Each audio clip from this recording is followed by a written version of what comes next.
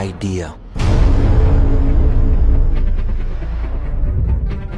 A single idea from the human mind can build cities.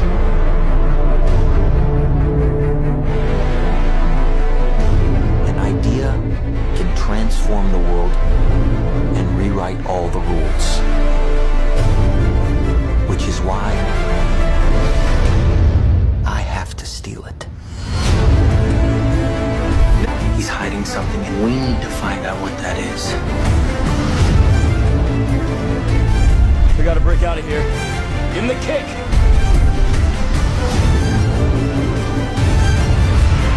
This was not a part of the plan! Wake me up! Wake me up!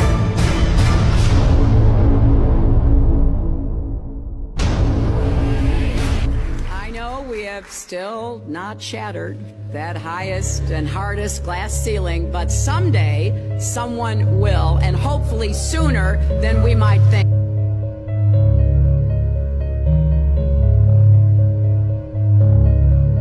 As the galaxies go whizzing by over the glass domed ceiling. Now tell me that doesn't work for you. If it's true, does it change how I live my life? This is something that is not an easy answer because of the magnitude of what we're talking about here. How it will change your life, first of all, when you understand it, is dramatic, to say the least. Will it change you from having to go to your job every day and the things that you typically do every day? No. But when this knowledge becomes more mainstream and these agencies are starting to be held accountable, and you understand that they're all participating in this, not just the United States government, not just NASA, but China, Russia, India, all of them have space programs. They all have the same symbolism. They're all doing the exact same thing to their citizenry. And the first thing you have to understand about this is that the deception goes all the way to the top. And when I say all the way to the top, you have to kind of get rid of the notion that the people at the very highest levels are working together.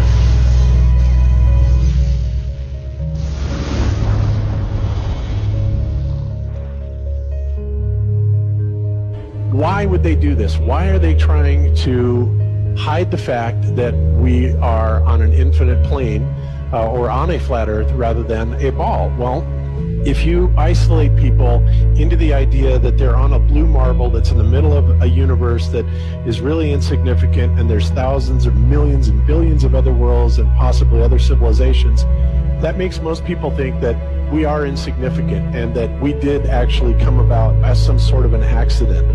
Now, when people believe that, their minds are much more malleable into being given the idea that there is no God, there is no creator. And because of that, that also gives the controllers this fertile soil to build other deceptions on.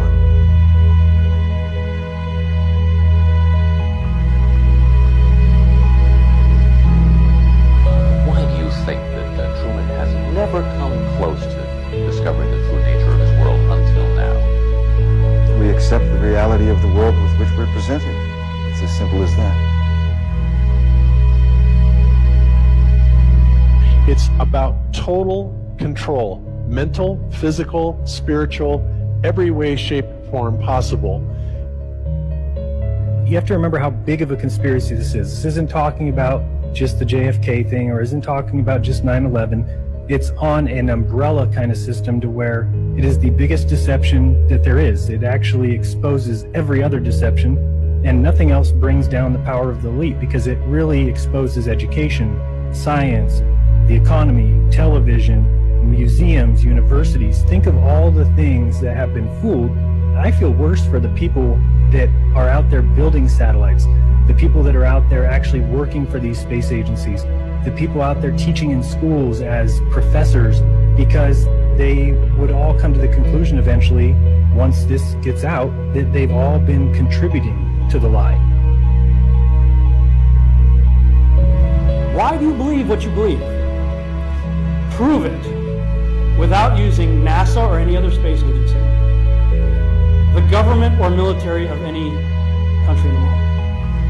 Why would I say that? NASA has been proven to be liars time and time again. I could spend a whole weekend here showing you the lies of NASA. How many of you believe your government is 100% honest and can be trustworthy?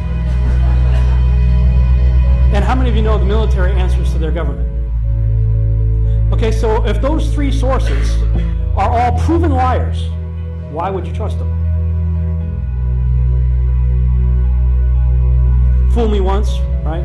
Shame on you. Fool me twice, shame on me. I say, continue to believe pathological liars and you're an idiot. But that's what we've all done. And so, I look at these stuff, we've all seen the textbooks, we've all seen the videos and movies and all these things, and there's so much of it. Do you know what the budget NASA has? You know how much they get? How much money they get? Have you seen the movie Gravity? Okay. That's made for about $100 million, give or take. And if you saw the movie Gravity, that was pretty impressive. I saw it on IMAX, big screen, like, wow. I mean, I felt like I was with Sandra Bullock flying around in space, freaking out myself. Okay, this is what they're able to do with $100 million. What are you able to do with tens of billions of dollars a year since the 60s? Now, in my opinion, we're being lied to not only about the shape of the Earth, we're being lied to about the very nature of reality itself. In 1954, Admiral Richard Byrd, a highly decorated naval officer, conducted an interview where he alluded to the idea that there may very well be land beyond the poles. Admiral Byrd, you've been to both the North Pole and the South Pole. Is there any unexplored land left on this Earth that might appeal to adventurous young Americans? Yes, there is. But strangely enough, there's left in the world today an area as big as the United States that's never been seen by a human being. And that's beyond the pole on the other side of the South Pole from Middle America. And I think it's quite astonishing that there should be an area as big as that unexplored. It's a tremendous So challenge. there's a lot of adventure left down at the bottom of the world. Admiral, do you hope to see that? We don't know. That's the big problem. We don't know where we are. Okay? That's what we're all trying to figure out here. But there is the Antarctic Treaty where, 53 or so nations have signed saying that no one's going to lay claim to Antarctica and that there are massive restrictions for travel there. You can't just get up and go to Antarctica on your own. You have to have a tour guide with you, and there are only certain entry points, and there are limits on where you can go search. Personally, I think the unconquered South face is the only one worth scaling. It's a 20,000-foot sheer wall of ice, but that's never stopped me before.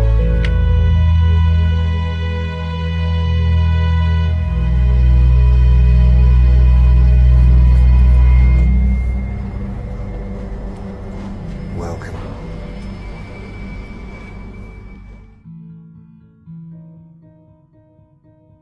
No, I just want to stand on top of the wall and piss off the edge of the world.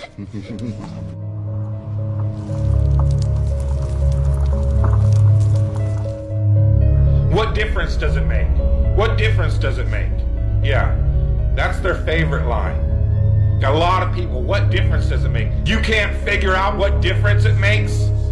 If you can't figure out what difference it makes that the people running your world are lying to you over and over your whole life, if you can't figure out that someone lying to you is trying to control you, suppressing of information, of knowledge, is control. deception of information and knowledge is a form of control. So what difference does it make? It makes a big difference, because once they start omitting information or lying about information about where you live, they're doing it to control you. Period. Why am I having to explain this to critical thinkers in the truth movement? The way you control billions of people is to keep them divided and fighting each other. Flat Earth is not a psyop. Flat Earth destroys the psyop. Every psyop that's been used to control us for as long as they've known about it. So this system has been in power and control for hundreds of years, ever since they convinced the rest of the world that they didn't know where they live, and created this fantastical scenario to make people feel insignificant and to follow those that appear to know better. Why is the flat earth so important? Because it shows the deception. And if everybody would just come together and demand answers, they would be in checkmate. They would not know what to do.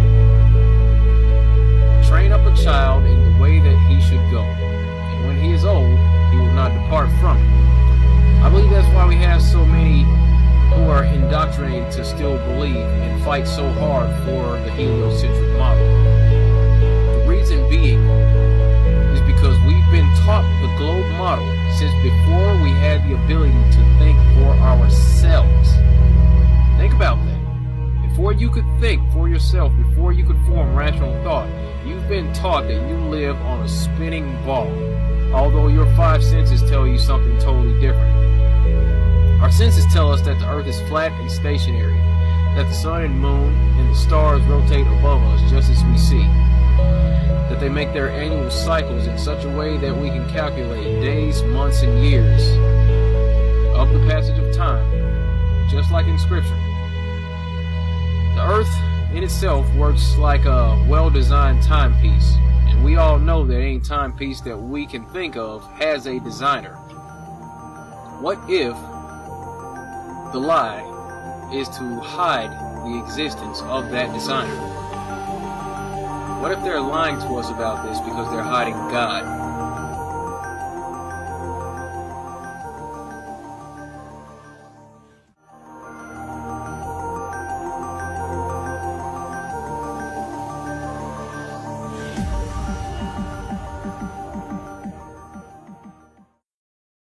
Why is Flat Earth the most banned, most mocked, and yet the most viral conspiracy theory in history? Think about it. Out of all the wild ideas out there, aliens, secret societies, time travel, nothing triggers people like the words Flat Earth. If it's so ridiculous, why is it still everywhere? Why do platforms rush to censor it? Why do governments and scientists act like it's dangerous to even discuss? Here's the first strange thing. Flat Earth content goes mega viral. Videos questioning the globe get millions of views faster than almost any other conspiracy.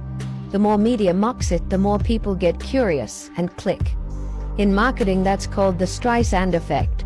The harder you try to hide something, the bigger it grows.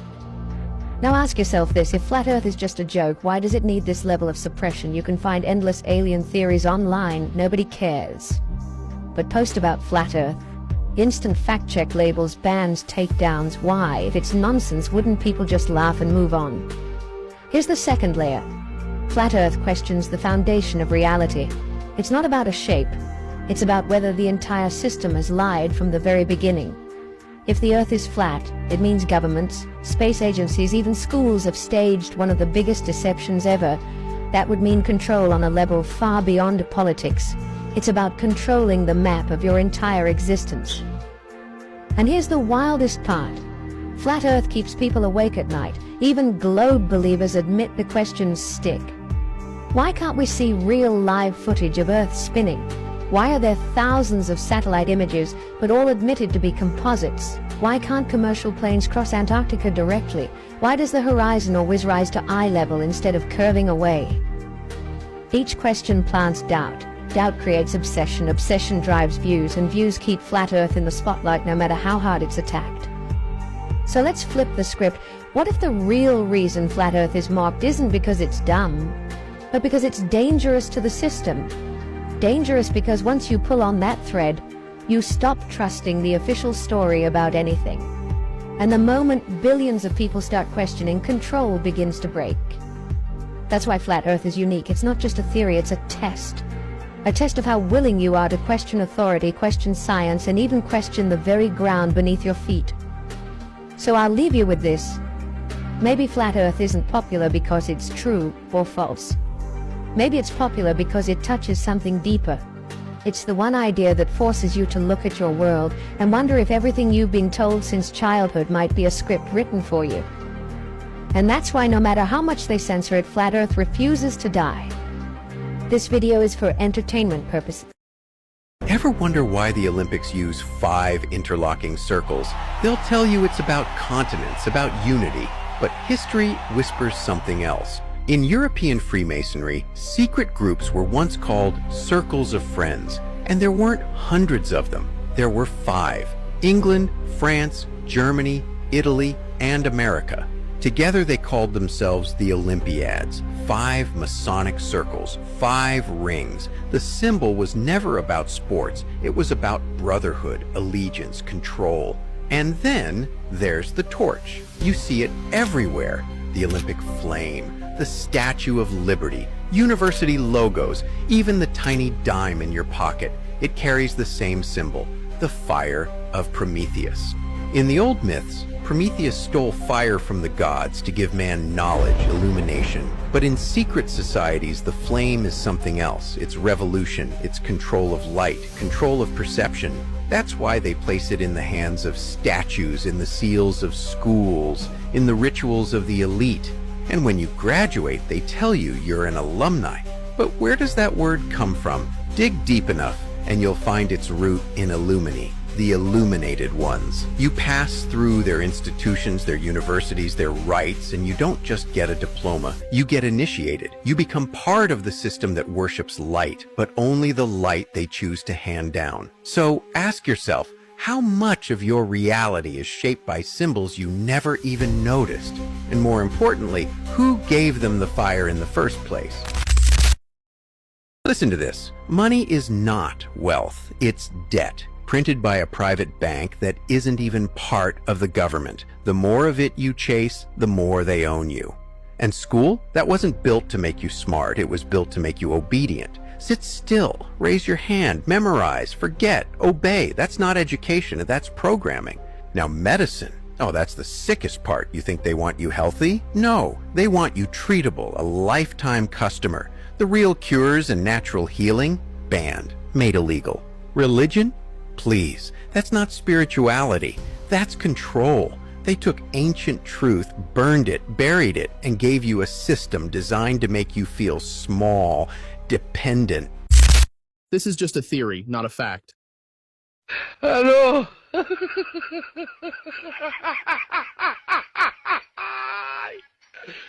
Hola, Carlos. Hello.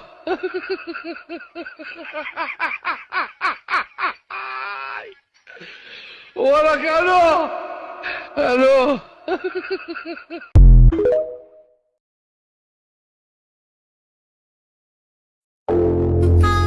I'm from outer space, I got Milky Way for blood, evolution in my veins. I'm gone, I've been far away, I'm illuminated now, make a move, start the waves. I've been breathing on my fire for a long time. I had a vision from the place they wanna go inside. I'm officially delegated away.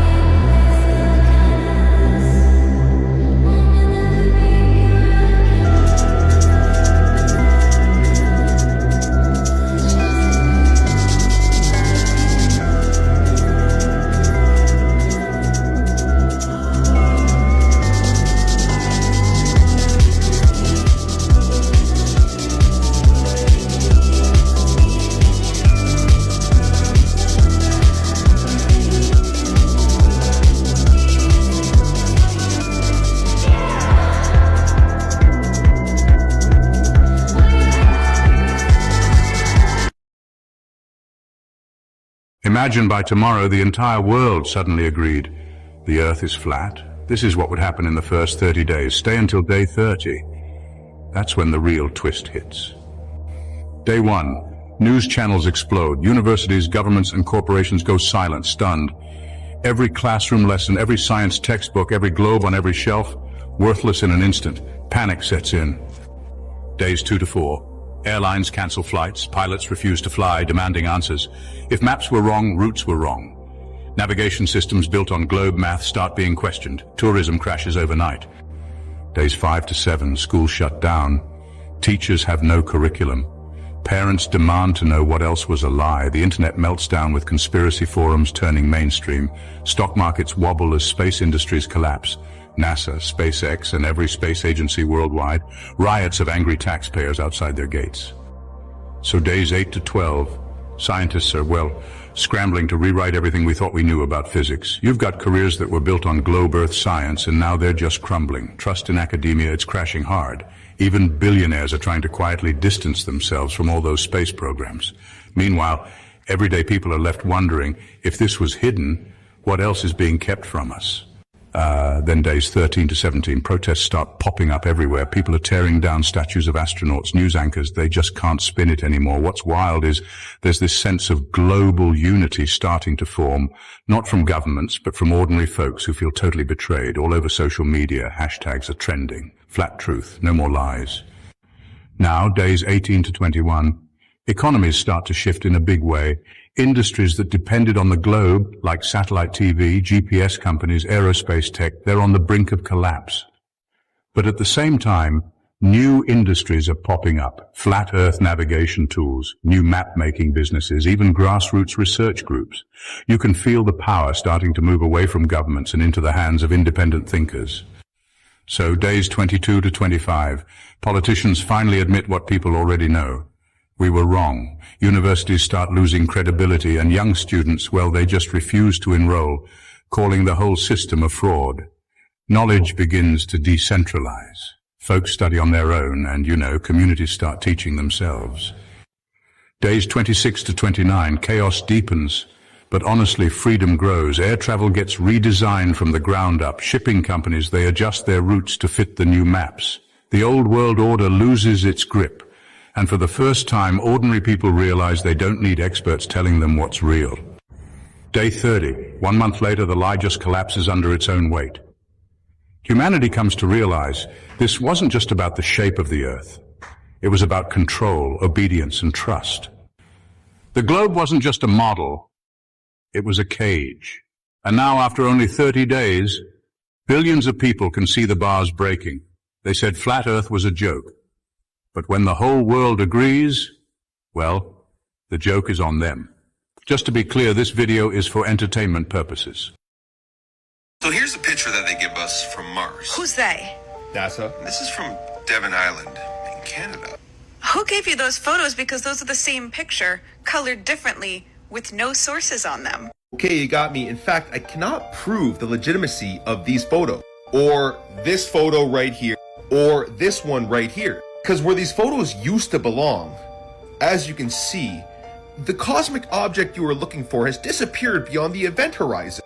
They were scrubbed. Yes, these are the exact same photo after selecting auto-tone in Photoshop. Devon Island is real though. If I zoom in this isolated region of Canada, I can find a research base with NASA equipment. I mean, look at this, a NASA sticker. This is Google Earth, you can go check it out. Over here, you can see a van with a NASA sticker. This says Mars over here. Thanks for clarifying this, because that's what the whole conspiracy is about. We know that NASA is on Devon Island, and we know that all the pictures that they take for Mars are from Devon Island. Very similar to Mars. These are real photos. Here's Devon Island. Here's Mars. What's your source? Those are real photos? Is your source NASA? Okay, even if this photo has zero legitimacy whatsoever, let's see why we should trust NASA. It looks like you're in a studio, maybe in Omaha, Nebraska or something. The shot is so clear. Is this a hoax? Are you really in space still? See the hair? Yeah, no, we definitely see your hair there, and we see it going completely straight up because it's hairspray. Why aren't your chains floating? Let's keep on rolling, though. Let's have a look at this harness grab. Why does he grab a harness? I thought they should be just floating in space. Look at him grab the harness. Clearly he's grabbing the harness. It's plain as day. This guy's just picking up and moving objects at will. Got this dude floating in the background. That's a harness.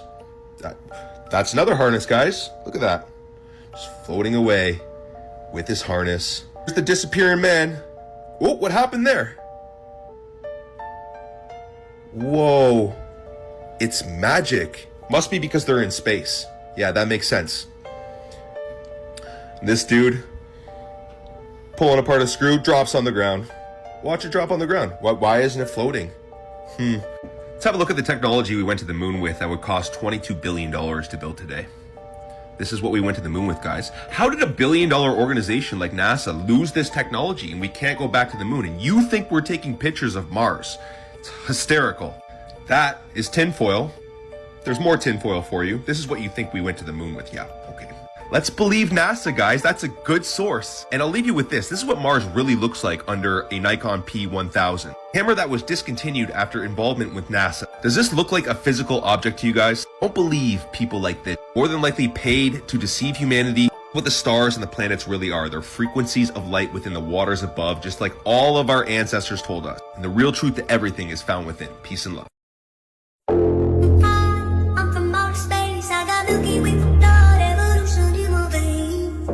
I'm gone, I've been far away, I'm illuminated now, make a move, start the waves. I've been breathing on my fire for a long time. I had a vision from the place they wanna go inside. I'm officially delegated away.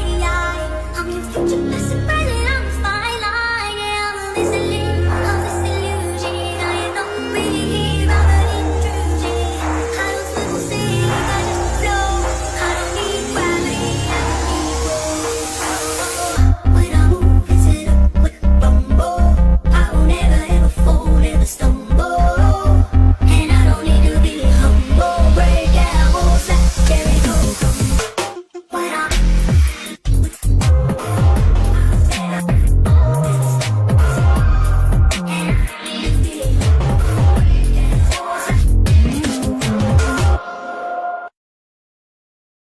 In 2016, a group of independent researchers gathered at a salt flat in Bolivia, one of the flattest surfaces on Earth. Their mission, to test something that's rarely questioned, but absolutely foundational. How far can you see before the curve takes it all away?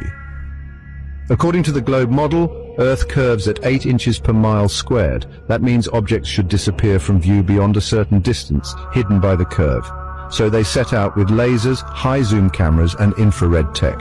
Their goal wasn't to prove anything, just to measure how far light and sight could travel in open, uninterrupted space. They placed a laser just 3 feet above the surface. According to globe math, it should have been invisible beyond 6 miles, but the beam remained visible at 10 miles, then 15, then over 20. No curvature blocked it. Next, they filmed distant buildings, boats, and islands across large lakes, sometimes 30, 40, even 100 miles away. According to the globe model, these objects should have been hidden behind hundreds of feet of Earth's curve. But the entire structure, base to top, remained visible. No atmospheric bending, no magic refraction, just direct line of sight. And then came the most damning test of all.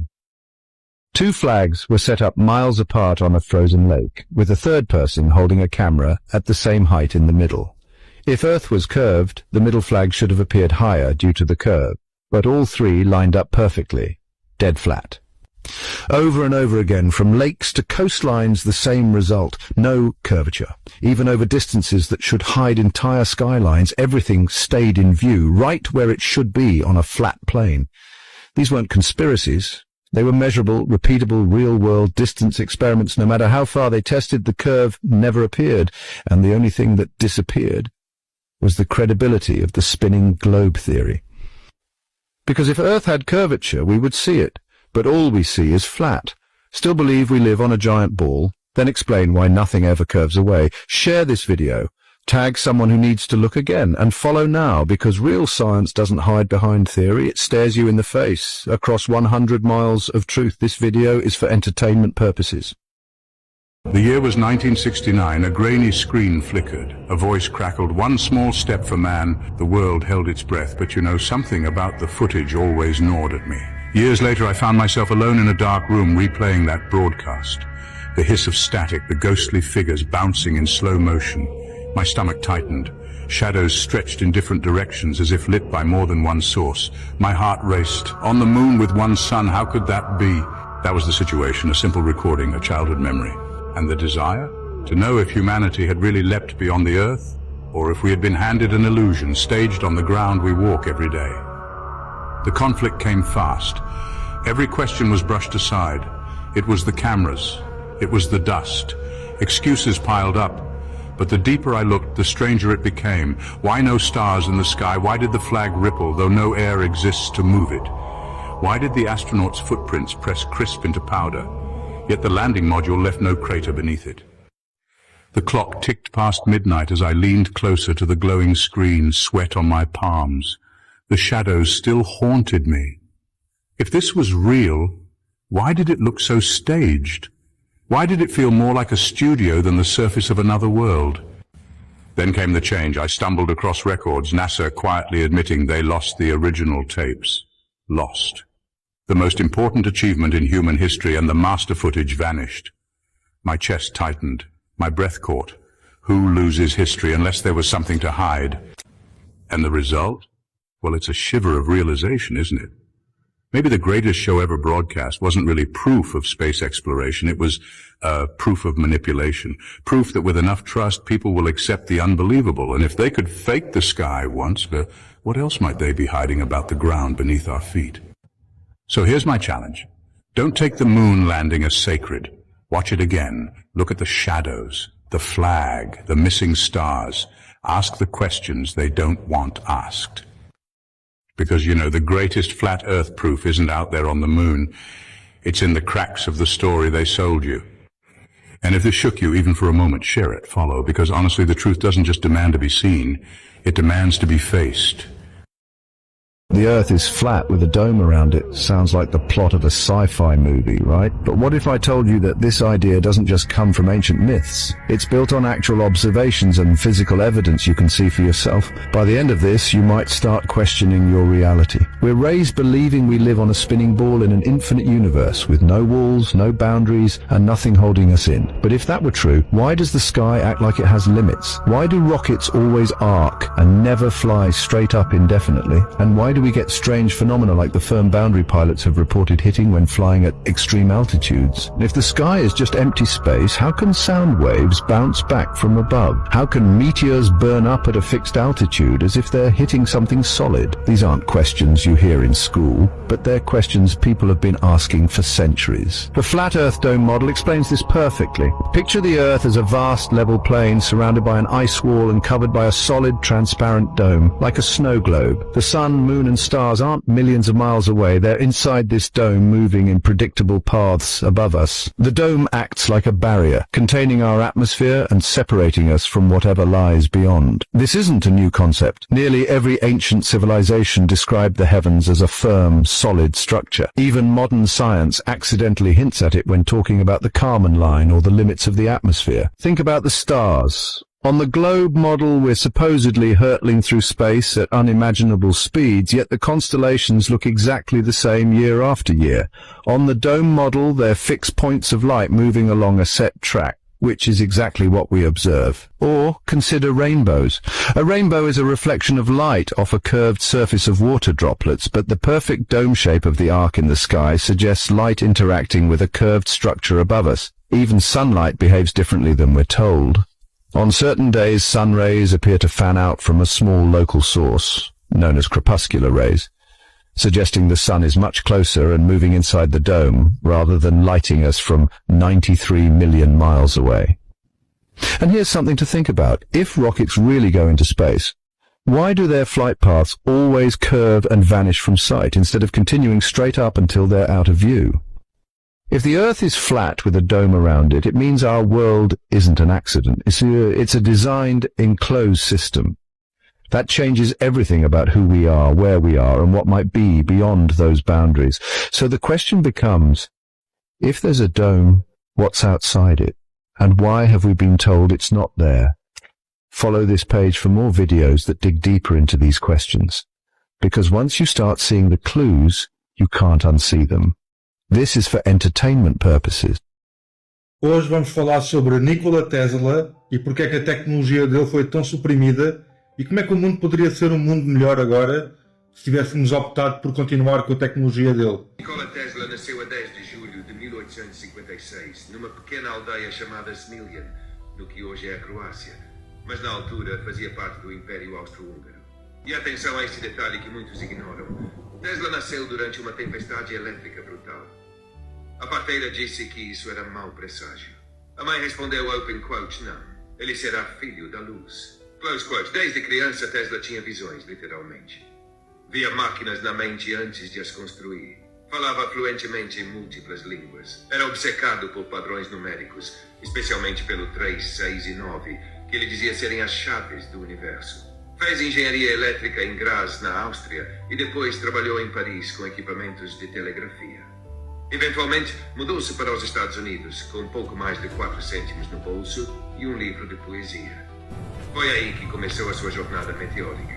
Primeiro trabalhou com Thomas Edison, mas logo entrou em conflito.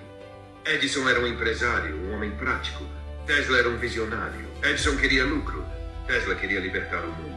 Não se misturavam. Tesla não era apenas engenheiro ou físico. Era algo mais. Era como se tivesse acedido à informação de fora do tempo.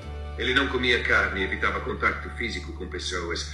Dizia que a castidade alimentava o intelecto e que o celibato ajudava a manter a mente sintonizada. Era um homem absolutamente incompreendido pelo seu tempo. O New York Times chegou a chamá-lo de cientista louco. Mas os arquivos secretos mostram outra coisa. Um gênio que incomodava o sistema mais do que qualquer outro antes dele.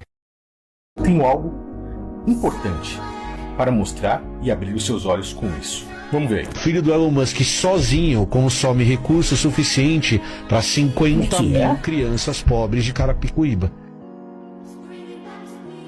Que são pobres porque esse cara está consumindo 50 mil recursos de 50 mil pessoas.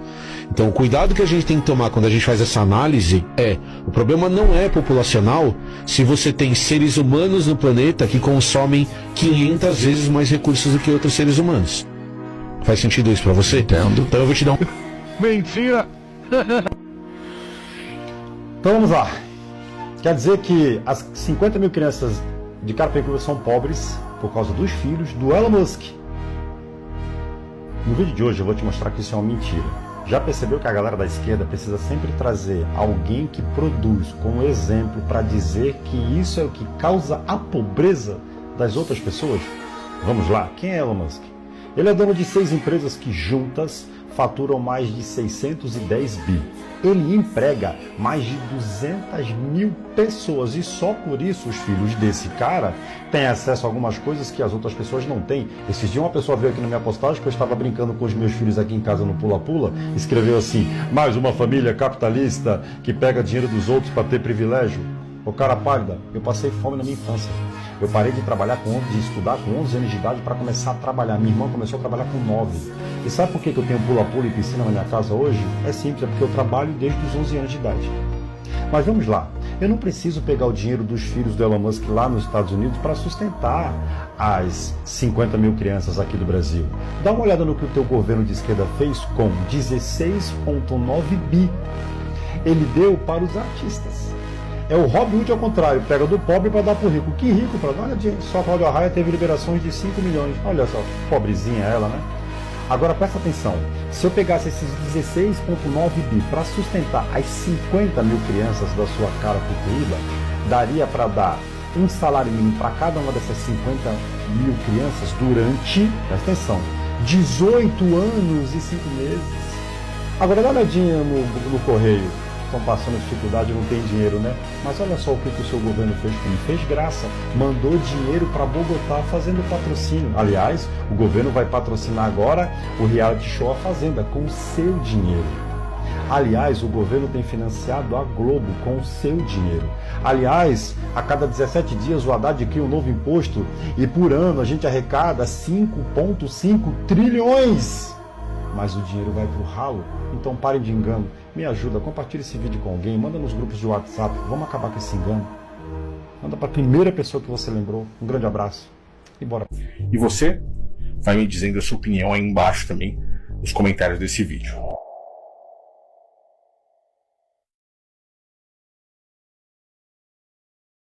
O que será que vai acontecer em agosto de 2025?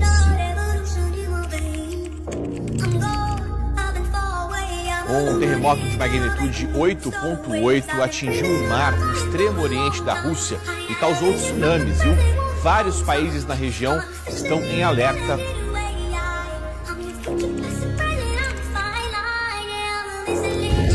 Oi, gente, estamos aqui. Manda. Olha aqui a areia. A moça da barraquinha disse que até ontem as ondas estavam muito altas, muito fortes.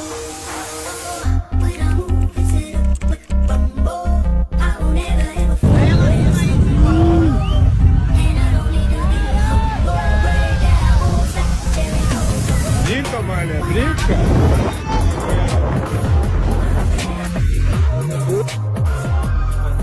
Frank vai estar no poder, lembrando. E aí, dia 29 de agosto de 2025.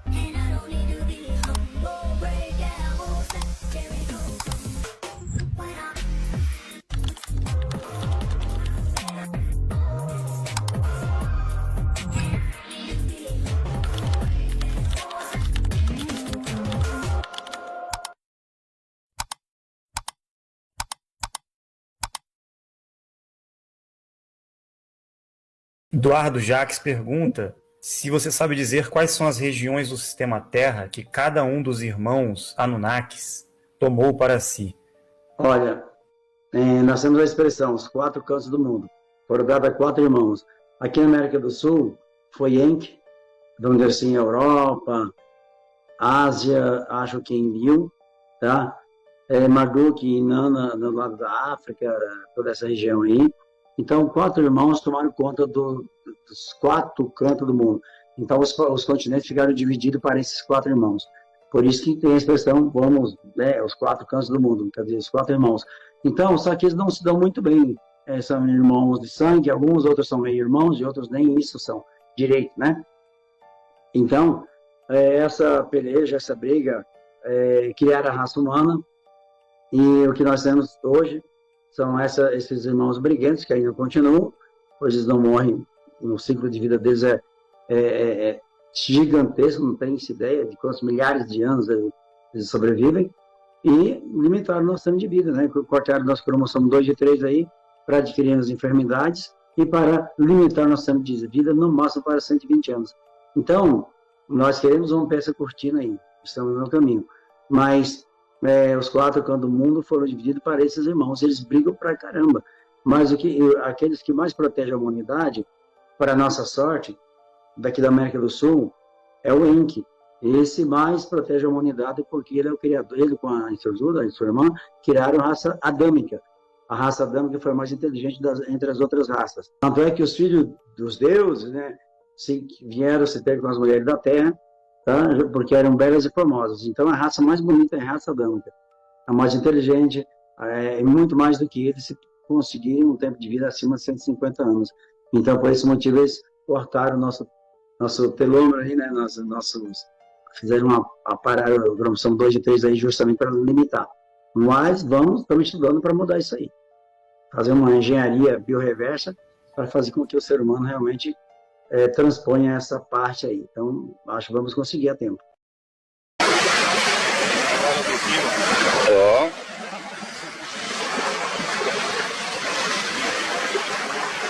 125 Zoom. Ciao. Ja, der geht weiter nach dort.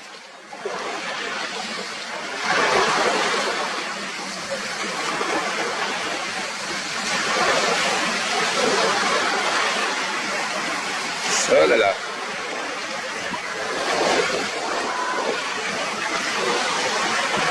Deci, haideți să-l urmărim pe acesta care iasă în larg, să vedem la ce distanță suntem de el. Deci, ia uitați unde suntem.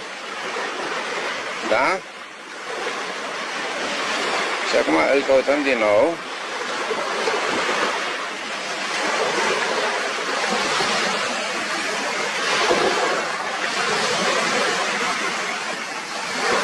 Genau. Deci trebuie doar să-l urmăresc.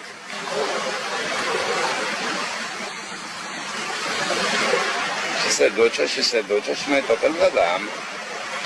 Deci, dragilor,